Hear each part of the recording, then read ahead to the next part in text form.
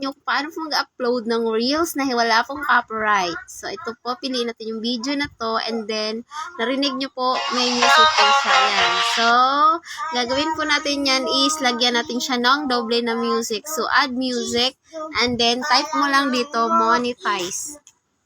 Yan. Tapos, dito makita po yung royal free. So, ibig sabihin yung royal free, pwede mo siyang gamitin. So, ito na. Huwag na tayong maghanap ng iba pa. Yan. Yan. So, may doble na po yung music na rinig nyo po. Ngayon, i-edit po natin yung pinaka-doble music.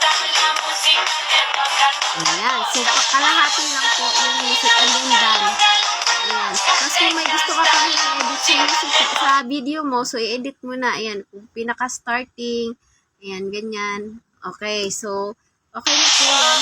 Ayan.